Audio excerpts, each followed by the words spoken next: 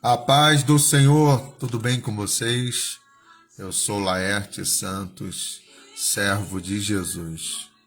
Estou aqui mais uma vez para cumprir meu ofício, como servo dele, de transmitir a sua palavra.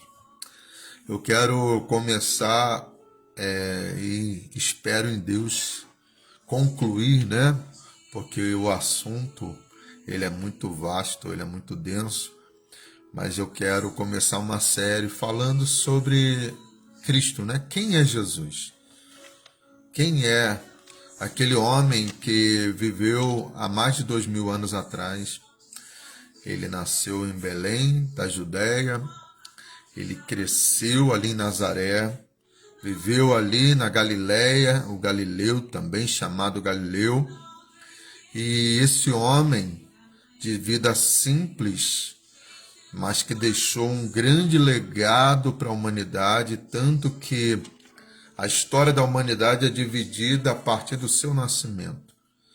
Foi um homem que realmente transformou e continua transformando vidas.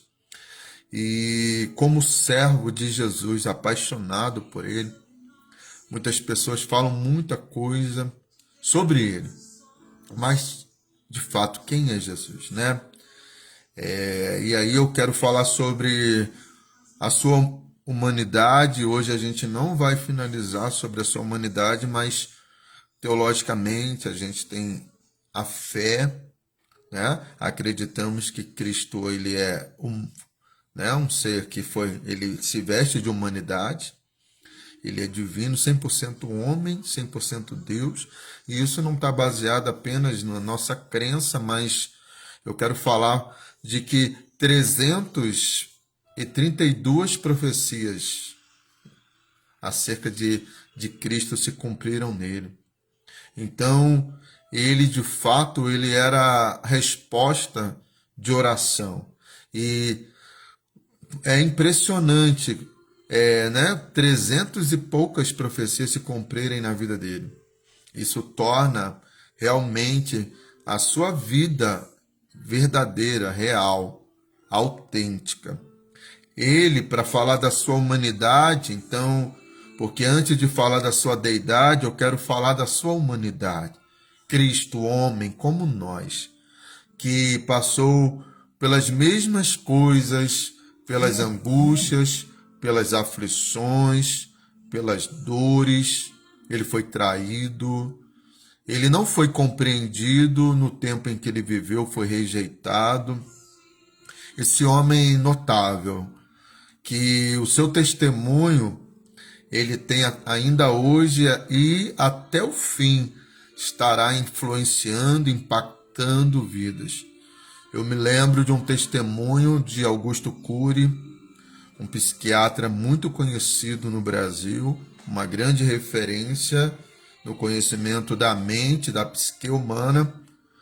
E ele se diz, um ex-ateu, mas que ao estudar sobre a vida de Cristo, sobre as suas reações diante de tanta pressão que ele vivia, esse homem se rende e ele começa a crer em Deus.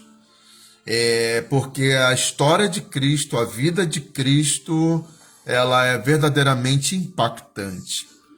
Por isso que Jesus diz assim, aonde eu vou conhecer Jesus, Quem é Jesus? Na verdade, eu não conheço Jesus na filosofia, nos pensamentos dos espiritualistas, dos ateístas, de quem quer que seja. Cada pessoa vai ter a sua definição de Cristo. Para alguns, ele é um espírito evoluído, para outros, um grande profeta, mas a verdade é o que a Bíblia diz a respeito desse homem. Isso que é importante, porque ele mesmo diz, olha, examinem as Escrituras, porque as Escrituras falam dele. Quando a gente fala das Escrituras, são vários livros que compõem a Bíblia, E que quando foram escritos, os que escreveram, porque havia ali Eles verbalizavam a tradição, ia passando de pai para filho. E alguém escrevia, né? Sabemos que cerca de 40 autores escrevem a Bíblia em tempos muito distantes, porque esse período de construção da palavra de Deus se deu aí por mais de 1500 anos, e não foi apenas em Israel, mas também em outros lugares onde foi escrito, porque o povo também ficou cativo na Babilônia, eles foram dispersos. Então, dentro de todo esse contexto, não foi escrito apenas no hebraico, que é originalmente a língua do Velho Testamento, mas também é escrito em aramaico. Acredita-se que Cristo falava-se predominantemente no aramaico, e que o grego era também a língua que era a língua oficial, como o inglês hoje, que é mais falado no mundo. O grego, no tempo de Cristo, era a língua mais falada. E aí, quando a gente vê todo esse contexto, a gente vai vendo que a palavra de Deus, ela vai se construindo como elos, que vão construindo ali, se ligando, se interligando, porque o que um falou lá atrás vai de fato culminando com o que aconteceu na vida de Jesus. E não foi somente um profeta, Deus foi levantando vários homens para falar a respeito dele. O profeta que mais falou a respeito de Jesus foi Isaías, por isso que ele é chamado de o profeta messiânico. Então, quando a gente vê que cerca de 332 profecias se cumprem na vida de Jesus, essa possibilidade seria de 97 zeros. É realmente impressionante, porque quem disse, ele é o dono da história, ele tem o controle da história. Às vezes o ser humano perde a fé, a esperança, porque ele olha tudo que está à sua volta. E eu quero te dizer que quando você está numa situação dessa, é que você desconhece o autor da vida, quem está no controle de todas as coisas. O inimigo tem um controle parcial, limitado, mas quem de fato tem o domínio sobre tudo e sobre todos é Deus. Quando a gente vê quando Nabucodonosor tem aquela visão, aquele sonho daquela estátua, e que Daniel vai interpretar, a gente vê o quanto Deus é extraordinário. Por isso que Isaías fala que Deus anuncia o fim desde o começo. Deus conhece tudo. Ele conhece toda a história da humanidade. Então, quando a gente vai para a vida desse homem, Jesus, né? Jesus Cristo, Christos, do grego, que significa ungido, mas que do hebraico é o Mashiach, Messias, ungido, aquele que o povo esperava, né? O ungido de Deus. E aí a Bíblia vai dizer que ele nascido de mulher. Gálatas, capítulo 4, versículo 4, na plenitude dos tempos. Então toda a história foi sendo construída, impérios se levantaram, e até que chegou o Império Romano, que ficou aí cerca de 1000 anos dominando a humanidade. E nessa plenitude dos tempos, quando tudo estava preparado, ele veio nascido de mulher, né? E havia uma promessa ainda lá no Gênesis, no capítulo 3, versículo 15, quando Deus diz que colocaria inimizade entre a semente da mulher e da serpente. A serpente, a antiga serpente, aqui a gente muitas vezes quer trazer esse texto de forma literal, mas a palavra de Deus ali não é para aquela serpente, aquela limária, mas era para o próprio Satanás, que seria esmagado. Quando se fala que a sua cabeça seria esmagada, cabeça fala de domínio, porque o diabo passou a ter domínio, controle. governo sobre a humanidade. Mas Jesus foi ferido sim na cruz do Calvário. E estava tudo dito, predito, que haveria de acontecer. Parece que Isaías está vendo numa televisão, nem tinha, né? Nem sonhava em ter. Mas era como se Isaías tivesse ali uma TV e ele estivesse vendo toda a cena que haveria de acontecer 700 anos depois, porque ele fala com detalhes tão profundos. Por isso que muita gente fala bobagem, muita gente fica perdendo a esperança e a fé por não conhecer as Escrituras. Jesus falou, examinar as Escrituras, porque vocês cuidaste ter nela a vida eterna, porque elas falam de mim. Quanta gente hoje que está perdendo a fé, se escandalizando com o Evangelho por causa dos maus testemunhos, e o quanto Jesus advertiu a respeito disso. Quero te dizer que muita gente está indo para a igreja e aí o conhecimento é rejeitado. Quando alguém leva um ensinamento mais robusto, tem gente que dá até sono, porque as pessoas querem gente gritando, fazendo barulho, só que barulho, mas que não traz nenhum conhecimento, nenhuma compreensão. Por isso que tanta gente rasa, que abandona a fé por qualquer coisa, porque não conhece. E a proposta desse vídeo é: quem é Jesus?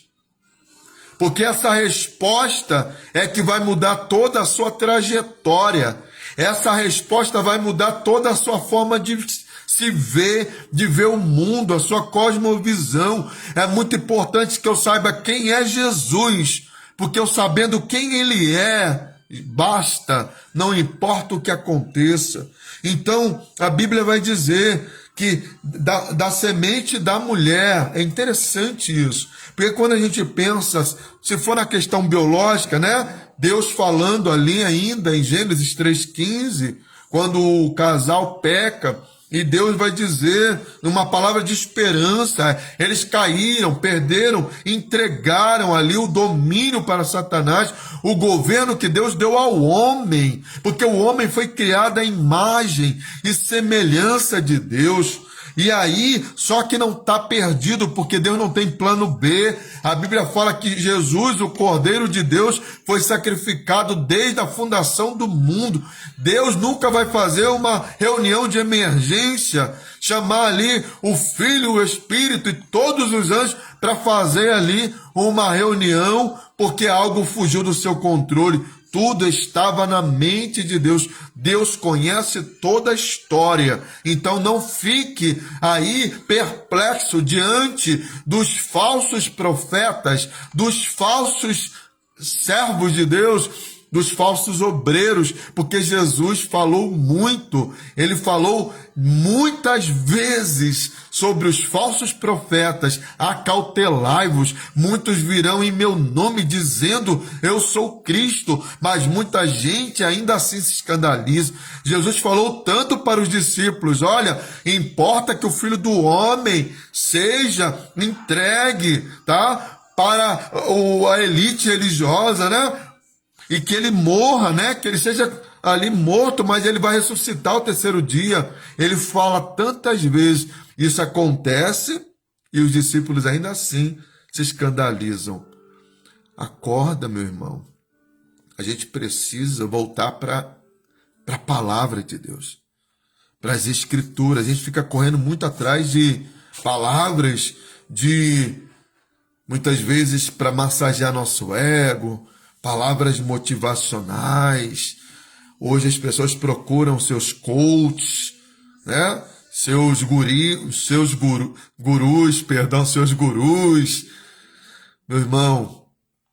E aí por isso que a gente nunca viu pessoas tão vazias, que realmente perdem a fé por qualquer coisa. É preciso nós olharmos, porque Jesus falou: as Escrituras falam a meu respeito. Olha, Jesus era homem. E isso é tão real, porque alguns negavam, né? Depois, naquele período ali no final do século I, quando os apóstolos já tinham morrido, e o último foi João. Então se levantam muitos falsos mestres tentando negar a humanidade de Cristo, agnósticos.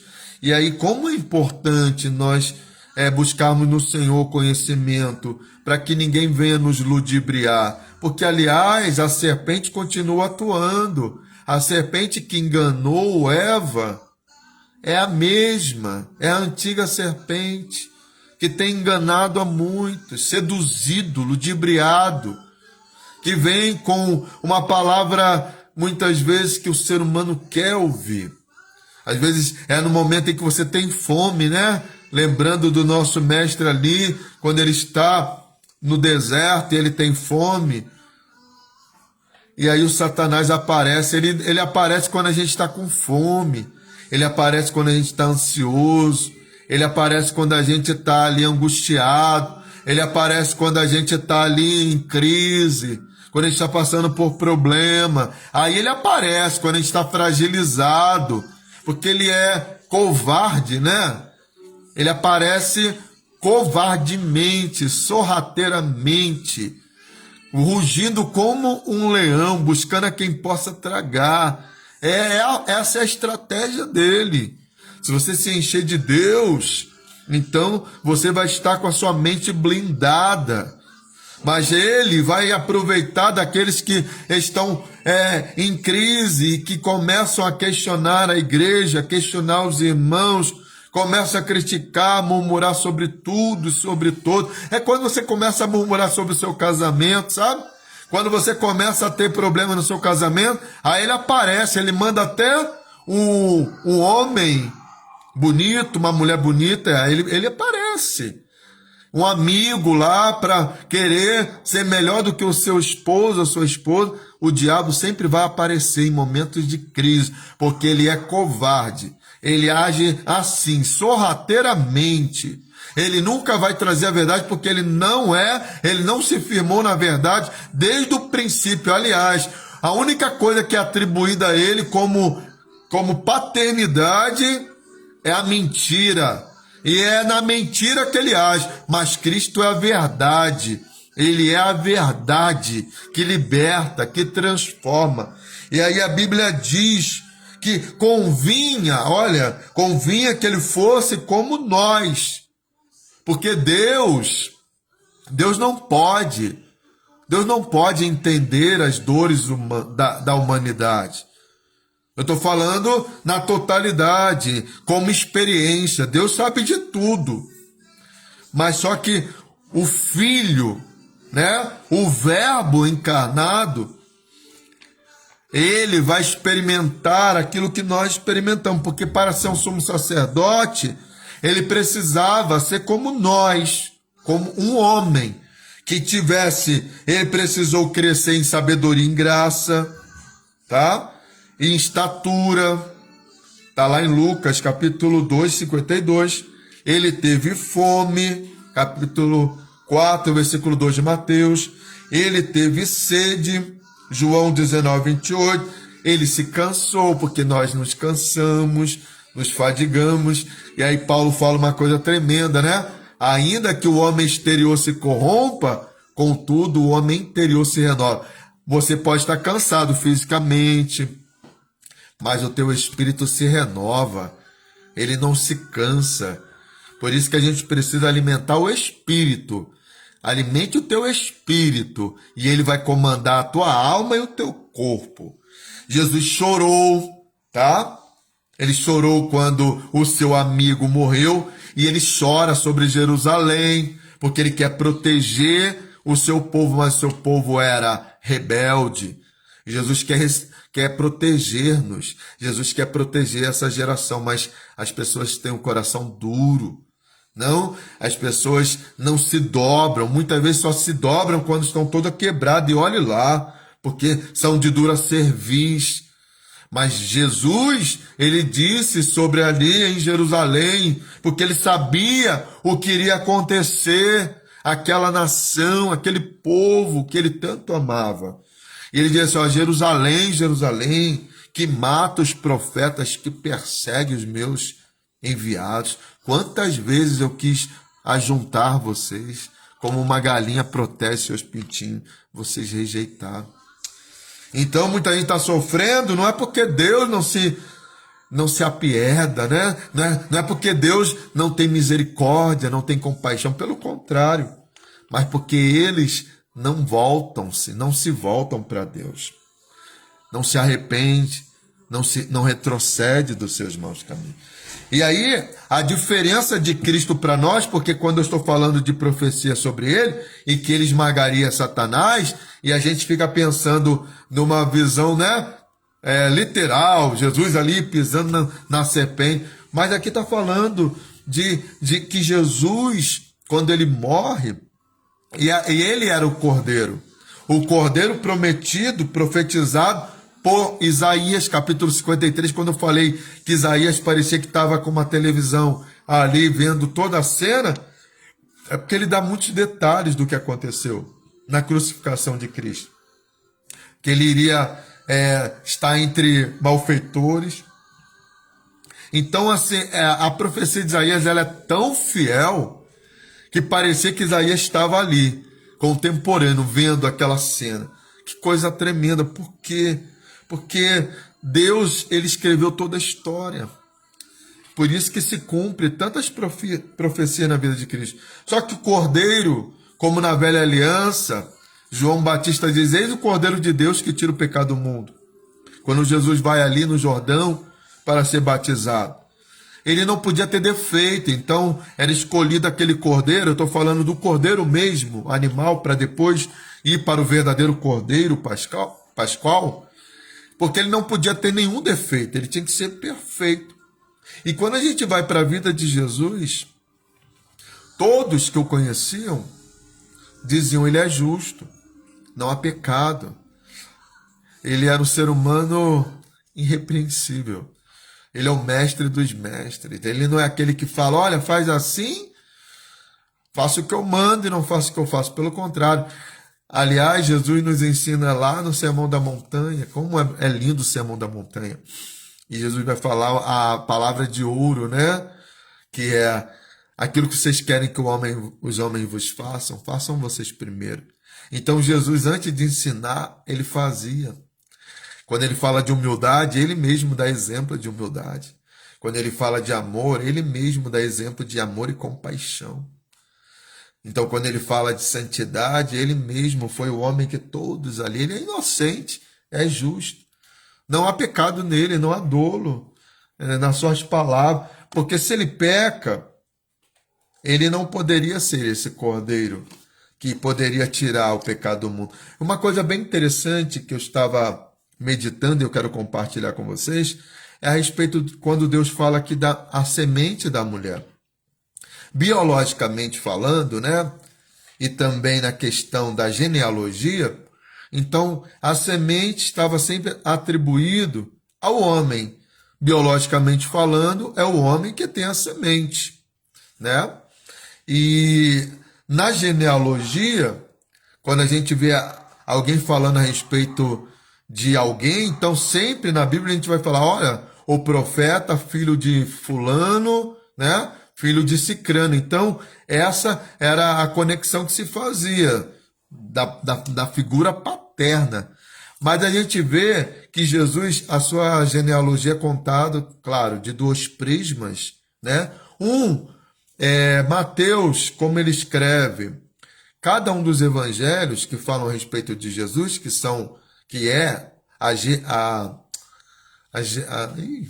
amém. Vai vir aqui na cabeça, meus irmãos. Então, a biografia de Jesus, então quando eles escrevem a biografia de Jesus, e aí a gente vê que só dois que escreveram, né, dos evangelhos, eram 4, 3 são sinóticos, que são idênticos, são similares, na verdade, e tem o evangelho de João, que João escreve num prisma diferente, falando sobre a sua divindade, enquanto os outros vão falar do Jesus nascido da mulher, mas João vai falar do Jesus eterno, que no princípio era o verbo era Deus. Ele começa assim a sua narração.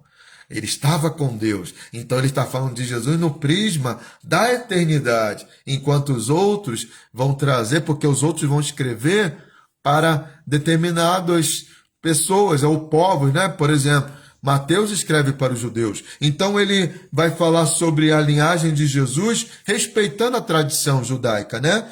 Porque também, mesmo não sendo o pai biológico de Jesus, José era da mesma linhagem, que era a linhagem do rei Davi, porque Jesus teria que vir da tribo de Judá e não de outra tribo, senão a profecia não se cumpriria. Assim como a própria Maria era da mesma tribo. E aí quando a gente vê uma coisa bem interessante aqui que acontece. Por quê? Porque o lugar do seu nascimento teria que ser Belém, da Judéia ou de Judá, que era a terra do rei Davi. E é interessante como não tinha como ali manipular a profecia. Porque quando a gente vê, aqui no capítulo 1 de Lucas, eu queria ler aqui, quando o anjo Gabriel aparece para Maria para anunciar a ela que ela teria um filho, ela está em Nazaré, na Galileia. E aí, se Jesus nasce na Galileia, essa profecia não se cumpre. E por isso que eu estou dizendo que não houve manipulação, porque o que aconteceu aqui, o fato que aconteceu aqui, que fez com que eles fossem lá para Belém, não dependia deles. Aliás, estava acima, além deles, da condição da decisão deles. Primeiro eu vou falar sobre o que o anjo diz, então, no 6º mês, aqui no capítulo 1 de Lucas, versículo 26, foi o anjo Gabriel enviado por Deus a uma cidade da Galiléia chamada Nazaré. Jesus vai crescer em Nazaré, mas ele não nasce em Nazaré. E aí é interessante que há uma virgem desposada com o homem. Ela era virgem. E o próprio Isaías era um homem extraordinário. Pelo menos no que tange as suas profecias. Porque cada profeta, nem todos os profetas eram aqueles que profetizavam, né? Tinham aqueles que tinham sonhos, interpretavam sonhos. Mas Isaías tinha um ministério profético, visionário, né? Onde ele vai ter visões aí que vão culminar 700 anos depois, algo extraordinário que acontece. E ele mesmo falou que uma virgem daria um filho. Então ele profetiza, tá? No capítulo 7 de Isaías, é que eu estou procurando a fonte aqui, para você ir lá e ver. Versículo 14. Então ele profetiza sobre isso, que ele se chamaria Emanuel, Deus conosco. Por quê? Porque Jesus, sendo Deus, ele toma forma humana, então o verbo se fez carne, habitou entre nós. Tem outra versão que fala tabernaculou entre nós, que fala de tabernáculo. Nosso corpo é um tabernáculo. Então ele tabernaculou entre nós e vimos a sua glória, como a glória do unigênito. Deus tinha somente um filho. Por isso que está lá em João 3,16. Deus amou o mundo de tal maneira que entregou seu filho unigênito. Ele é único. Ele é como Deus. Ele é Deus. Ele tem a mesma essência de Deus. Ele não é menor do que o Pai. E aí, a gente vai vendo aqui, mas eu vou falar da sua divindade em outro momento, porque hoje eu estou falando do Jesus, que como homem. Ele vive as profecias, e aí quando eu falo que Deus, ele está acima de nós, né? Então Deus, ele faz cumprir o que ele quer. Jesus, na condição humana, tanto que quando ele era criança, ele precisava da proteção de José, porque quando Herodes queria matar os meninos, o anjo aparece para José e fala assim, olha, leva o menino para o Egito. E tem uma profecia bem interessante no Velho Testamento, que fala assim, do Egito eu chamei o meu filho. Então, essas conexões são tremendas e maravilhosas. Porque quando também acaba, né, o perigo, então o anjo fala, agora volta. E aí eles voltam, e é interessante como a palavra de Deus ela é riquíssima. Eu quero te convidar a ser alguém que ama a palavra, que se deleita, como o salmista no Salmo 119, ele diz que a palavra de Deus para ele, que os testemunhos de Deus, ou a Torá, ou os mandamentos, os preceitos de Deus, para ele, eram mais doces do que o mel, eram mais preciosos do que a prata, do que o ouro. Às vezes a gente só quer buscar na Bíblia o ouro e a prata, né? Tem gente que só quer buscar o ouro e a prata, alguma coisa que fortaleça o seu desejo ávido por coisas materiais. Senhor, o Senhor prometeu, e a maior riqueza que Moisés deixou para o povo está lá no capítulo 33 de Deuteronômio, e a gente fica buscando tantas coisas perecíveis. A riqueza maior é a palavra de Deus, mas a gente está mais preocupado com as promessas do que com a palavra, que é de fato o bem mais precioso. Por isso que tanta gente tão rasa, tão vazia, né? Que só está bem quando as coisas estão bem. Se passar um vento, acaba toda a sua espiritualidade. Então, olha, esta, porém, é a bênção com que Moisés, homem de Deus, abençoou os filhos de Israel antes da sua morte. Qual é a bênção? É a palavra de Deus que Deus lhe deu lá no Sinai, ó. O Senhor veio do Sinai e lhe subiu de Seir, resplandeceu desde o monte Parã e veio com 10 milhares de santos à sua direita. Havia a eles o fogo da lei. O que é mais tremendo, mais precioso é a palavra de Deus, que a gente possa amar essa palavra e não venha sentir sono, né?